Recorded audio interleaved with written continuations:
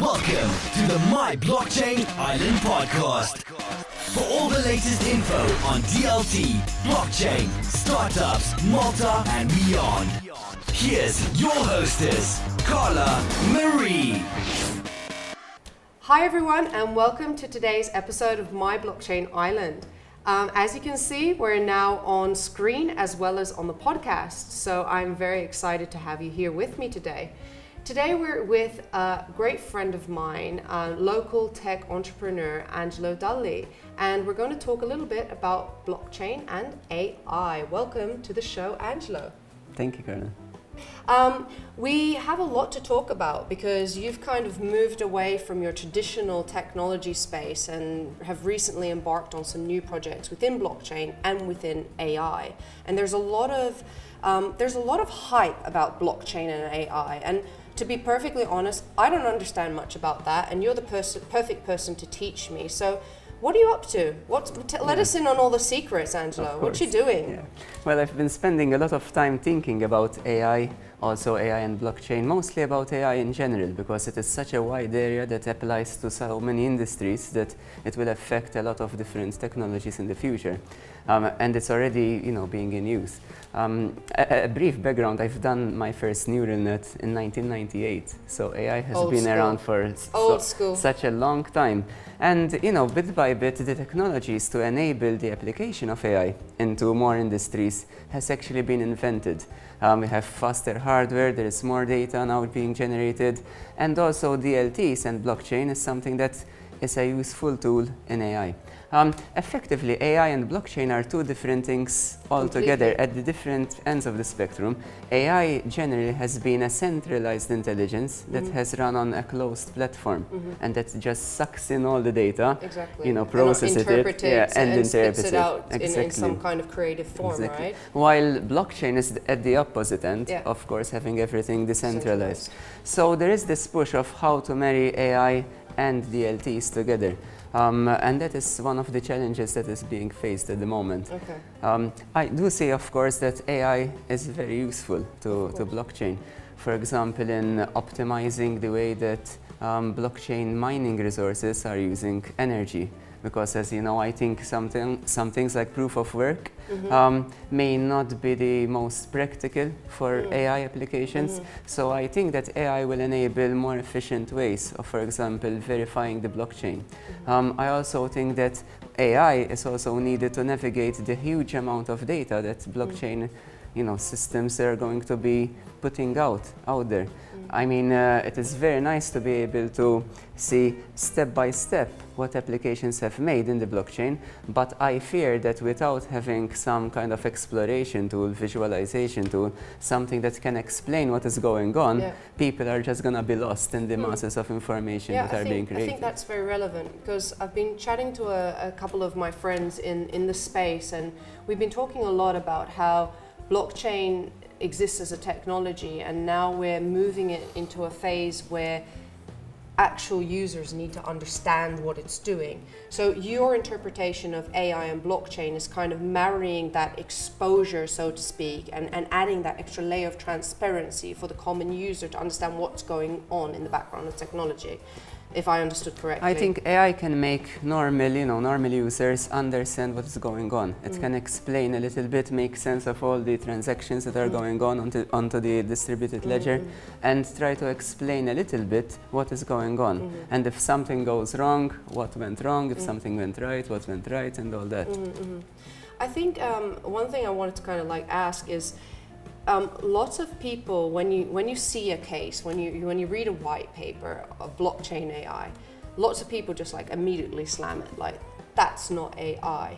What is the qualifying position between a good data set, where there's a known set amount of data, versus AI? Could you kind of break that down a little bit for our maybe less technical peeps? Yes, I mean, unfortunately, there is admittedly a lot of hype, and everyone tries to slap the AI label onto it. Blockchain, exactly. Or here's blockchain. a business case. You so, invest in why blockchain. Not, boom. exactly. Why not I'm put a blockchain both? startup exactly, now. exactly. So I think it is something that people have been abusing a little bit, not a little bit, actually, quite a lot.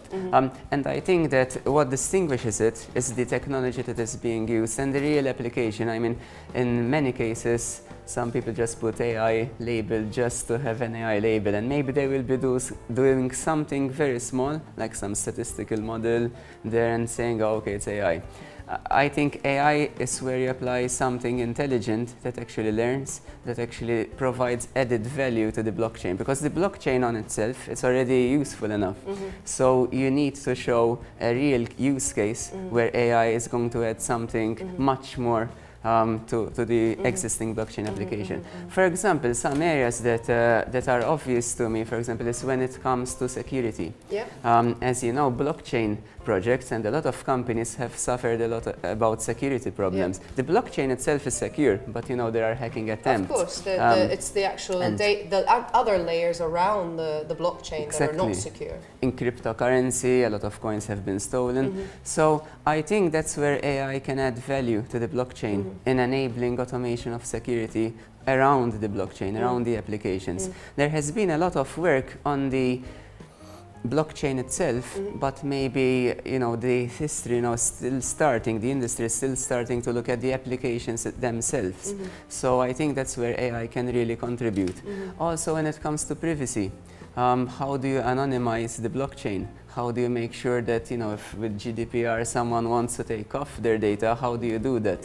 I think that AI will be able to go through do the painful, laborious work to actually identify personal data and somehow anonymize them. So I think that's another area where I think AI is going to add real value to the blockchain. Awesome. Should we be afraid of AI? I don't think so. Well, I mean, I'm a bit biased, about that, but why do you think people are afraid of AI? I think that people are afraid because I think there's this notion of having something like Terminator being created. I feel quite strongly that AI should be done right from the first start. So what my focus is on is doing AI in an ethical way that actually impacts society in a positive way. I do think that, for example, there are some lines that we shouldn't cross. For example, when it comes to the weaponization of AI, I think that that's something that we should never do. I know that there are a lot of countries pushing towards that, and it may end up that is still gonna be done, irrelevant of what people say. But I think that researchers in AI should try to oppose that as much as possible, and I think there should be some regulation of that. I don't think that AI per se needs to be regulated that much, because there are already the human rules, and as long as AI follows human rules and laws, I think that should be fine in general. I don't think that people should be afraid of AI, and at the end you're using AI already. For example, in your smartphone, on a lot of new phones, when you're taking a photo, you have an AI chip that is making sure that you look good. So on the credit card processing, whenever you're doing a credit card process, you have an AI that is checking whether the transaction should go through or not. So we're already using it without even knowing. So okay. I think we should embrace it. Maybe it's those kind of stories about, like people trying to replicate people as AI. Yes. And I think that adds a certain fear factor. Yes. To like humans. Like, yes. I don't want to be a robot. I don't want somebody to look and walk and talk like me. And I think I was at a conference once where like the whole audience made a pledge that AI was going to be AI and humans were going to remain humans, and that was also a layer that wasn't going to be crossed, like the kind of morality of weaponization, as well as like maintaining that humans are humans, robots are robots, AI is AI, and I think that's an important standpoint. So I'm glad that you brought up the ethical factor. Okay, so you're involved in the project for the Malta Blockchain Awards, right? Yes. And would you just kindly just explain that part of AI For to the art? auction, Yeah, yes. that would be an Yeah. interesting application, just so Exactly. that we can create like a little bit of context here. When, as you correctly said, because you mentioned robots and AI, I think most people think of robots when they think about AI or some kind of algorithm, you know, that, Well, people want to make disembodied. something tangible, right? Exactly. Yeah. I think one aspect that has not been explored that much is that AI can also help in creative arts. I think that as a scientist myself, I feel that you cannot have innovation without a little bit of creativity. I think that if you look at the geniuses in science, all had some art background or some art hobby or you know, some kind of artistic bent. And so what we're doing at the Malta Blockchain Awards, we're getting an AI to interpret a human painting. So we're working in collaboration with a Maltese artist, Mark Malia, and he's making an original painting, and then the AI is going to interpret that and create its own painting. And we'll be auctioning the whole set, the two paintings together, and the proceeds will be for charity during the Malta Blockchain Awards. That's amazing. So there'll be two paintings, one human built, the other one AI built. Yes. And obviously they'll be up for auction. Yes. And As a pair. As Yes. a pair, and we'll see what happens. Yes. That's very exciting. It's exciting because it is the first time, as far as I know, that it has been done That's to very have actually exciting. a human and AI art auction together as a set. It's nice to be part of such a good cause as well. And I think that that's just that leads on to as well that AI can also attribute to a lot of social impact type of projects as well. Yes. As we move along in blockchain. Yes, not just in blockchain, also of course when in robotics, for example, helping assisting people in need, for example, elderly people to lift stuff up. Yeah. So there are a lot of things that I think AI can help you know, society in a very positive way. That's great. In healthcare, in education, in a lot of Yeah. different industries. Yeah. Well, I mean, like, even if you look at like children with autism, right? AI can be used in those cases, I think, to help them communicate in some instances, right? Yes, yes. So I've read a couple of cases in Yes. this case of like people trying to test those type of scenarios, and that's completely irrelevant to blockchain. But once that information becomes accessible, then people can build onto the blockchain and build the knowledge and aggregate and distribute, which makes it all in all much better, right? I think AI can use blockchain as an enabling technology. It is one of the tools that AI will use. I do see AI as kind of being a little bit broader in application because it can go into things that traditionally, you know, will not be really part of the blockchain. But I think blockchain is a very good way of making sure that there is trust amongst parties. And apart from trust between people, I mean, the AIs themselves will also need to establish some form of trust. So I do see blockchain technologies as being a key enabler of how to enable AI to trust another AI that it doesn't know about. Okay, cool. That's a very good way of looking at it. You still haven't told us what you're doing, what you're working on. At the you're moment, keeping your cards close to your chest. What's new, Angelo? What have you been up to? So we've been researching different ways of making AI explainable AI. How AI can actually explain itself. At the moment, a lot of different AI technologies cannot explain themselves. So they will take a decision, but they cannot tell you exactly how they took the decision. So we're developing technology that the AI can actually explain itself, and we're applying it to different industries. So initially we'll be focusing on corporate services, and we'll be applying that bit by bit to different industries. And you know, getting our explainable AI technology out there. That is another area where blockchain can actually be very useful because the explanation itself can be put onto a blockchain, and you'll get an explanation of why exactly did, you know, this AI system, instead of being a black box, why it took a particular decision. And then you have obviously the legacy and the governance part that could sit on the blockchain as well. Audit, all that, yeah. Wonderful, wonderful. All right. What's the most exciting application of AI that you've seen so far? Oh, I've seen many applications. I do think that the most exciting applications are those that, you know, you'll have a positive impact on society. So you see a lot of exciting applications in healthcare, you see a lot of applications that are also assisting people rather than replacing them. For example, even I get excited when I see a useful application that will just assist people, for example, in form filling. It's not really the most, sexy of applications, but it's actually providing something that is useful. Yeah. And I too think that AI will gain trust in society by assisting people slowly. I don't think that if start replacing people or doing things like not identifying the AI properly, I think that is kind of losing trust in people. I think once people accept that, then they will accept more and more advanced forms of AI slowly over time. Do you think that, like, I'm playing devil's advocate, and I know that you're going to annihilate me with this question, but you talk about how AI makes a process for users to be simpler or easier or less complicated. Do you think that those type of things end up making people lazy? Oh yeah, I think that they are. In fact, okay, so I didn't get annihilated. Oh no, I'm so happy. Well, but I can turn it around. I mean, instead of making them lazy, I think you can see it that AI will free up more people's time so that they can achieve more. Yeah. So just if you look at the smartphone, I mean, you can use it to just browse social media all day and maybe, not really use your time the most productive fashion, or you can use it to be more efficient. So I think it's up to how people actually use that. I think there is a danger in, apart from laziness, in that people will lose skill. So I do envisage that, like 10 years down the line, some skills will start to get lost a little bit.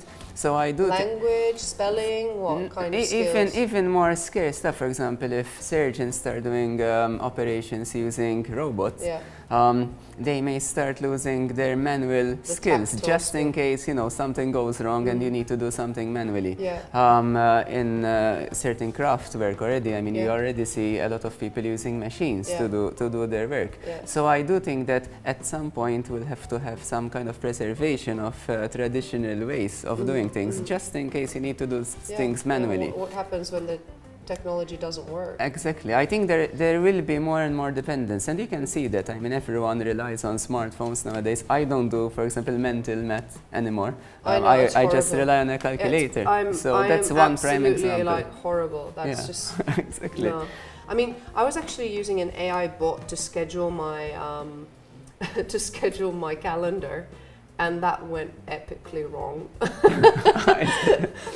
The integration across like 3 or 4 different inboxes is just too much for the technology at the time, I think. Okay. It was creative. Like the bot was actually sending messages to my guests. And I must have, I'm sure it was my fault. I must have done some type of setting incorrectly. And one of my guests or one of my meetings was actually having a conversation with my AI meeting bot. Okay. And then like 2 days later, he forwards me this message that he's had with my AI bot. And I'm just like, what were you doing? It's like, I was intentionally trying to break it. I see. Okay, thank you. I think that will happen. I think, it's the law of unintended consequences. And I think this is one of the exciting, and unexciting things about AI, that I'm sure that, we'll be putting all these intelligent systems out there, and they will have positive effects. But obviously we need to, also ensure that the unintended consequences are also handled. But I think that is what is going to keep the industry exciting. So, people wanting to break the technology. If it can be broken, it's human nature. It's human nature to challenge innovation. Exactly. I think that's what makes it better. I think that is what drives innovation. I think if you don't have anyone challenging anything, I think you will. It would be so boring, exactly. It will be stagnant, and you won't have innovation.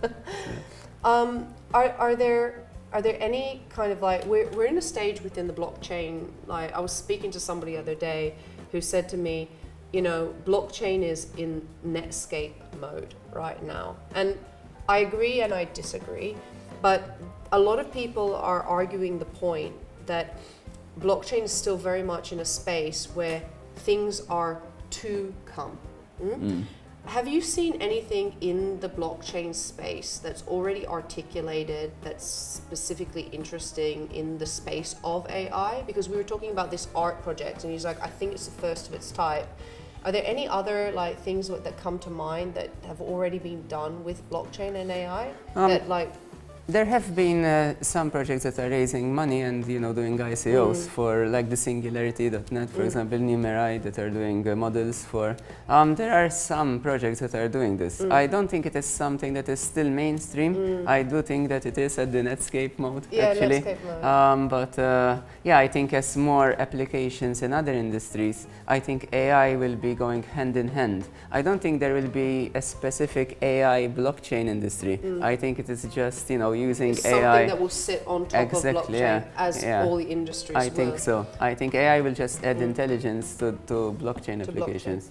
I think that's what excites me the most about blockchain, actually. It's just like how widespread it can be, and that how everything else can kind of tap into it based on the validation point that's required by that specific industry. If it's, I don't know, if it's AI, it's about showing the process, or if it's gambling or fintech, it might be more about tracing the background and knowledge of that transaction, in ensuring that there's a trustless like position within the sector. So I'm very excited about that in particular.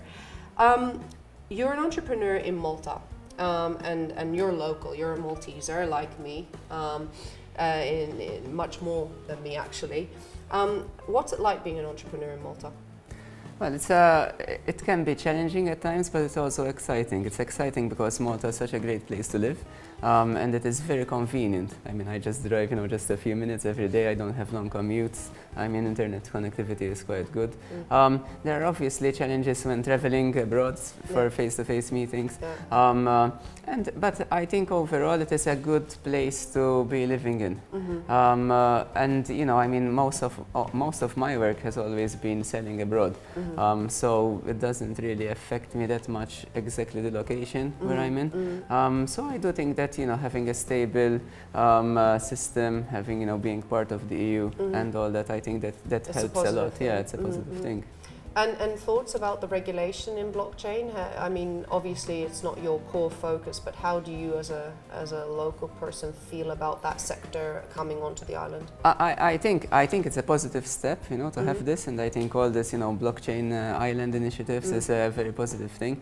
We need to make sure that the regulations actually make sense, that they do not stifle smaller startups who are trying to do this. If we start, putting in too much caps and too much restrictions, I think it will stifle the industry.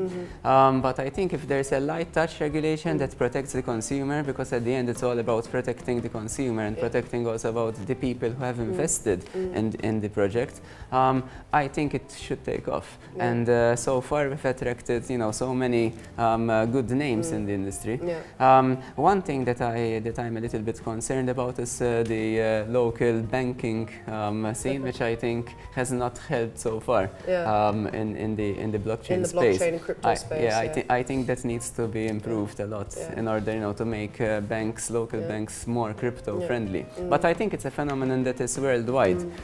So I think it will take some time before the traditional financial players start accepting crypto, especially more, as an accepted part of the space. We're actually going to have Revolut on the show in a couple of weeks' time to talk about innovation banking and disrupting the local market. And that's, I think, been a very big welcomed kind of like countrywide hug. Yes. Not just for businesses, but actually for just local citizens, even on a fiat perspective, but then again also for the crypto community, because they're susceptible, they're open-minded to crypto. So I'm very excited to see what's going to happen with that movement as well. But we'll see. I'm excited also. We'll see. All right. Is there any local words of advice that you would give to anybody thinking about making Blockchain Island their home for their company? Maybe not necessarily their personal home, but like their company to be in Malta? Is there any tips and tricks? No, I think that meeting with the relevant departments like Malta Enterprise and making sure that you get a good also legal advice on setting up the structure properly. I think that is vital, in order to set the foundations right. And I think making sure to connect with the local people, make sure that you've got the foundations right. I do think that Malta is quite easy to set up a business in, so I think it should be plain sailing. Yeah, good. All right, Angelo, is there any final thoughts or maybe things questions I haven't asked that you would like to talk a little bit about? No, I mean, overall I'm excited, about, for me this is also a direction that I've been thinking of for many years. We started talking about this. That's over a year ago now? Yeah, over a year, yes. Over a year ago, you and I sat down and started talking about how blockchain is going to shake things up. Exactly. So I do envisage a future where AI is leading a lot of industries, also helping society move forward in a more positive way. I like in AI the impact of AI to be more like electricity, the invention of electricity or the steam engine for Victorians. So I do see a lot of change in society in the next 10, 20 years, where people, like the smartphone has changed a lot of the way that things are done. Yeah, I think AI is going to change that also. And I see blockchain as one of the enabling technologies to make sure that there are more automated ways of doing things. So yeah, I think it's going to be a bright future. Good. Yeah, I'm very optimistic about it. Who are the type of people you're looking to get in touch with? Like, if there were people coming to the island, who are the type of people that you would like to network with? I think anyone who has something to solve, an interesting problem to solve that requires prediction, that requires analysis, that requires explanation of something complicated to make something complex have a simple explanation. Okay. I think that is something that's an area where AI is perfect. Great. Basically. So hopefully we'll have lots of people coming our way. And how do people get in touch with you, Angelo?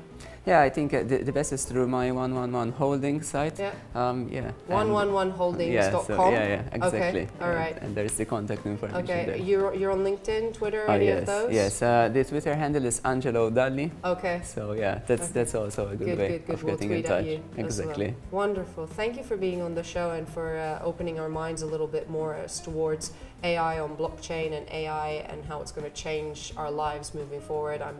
I'm completely without hesitation that everything you say is going to happen, and that means that we're bright futures ahead. So, I hope so too. Yeah, great. Thanks again. Thanks to all our listeners. Remember to rate and share our show, and we'll see you next week. Bye.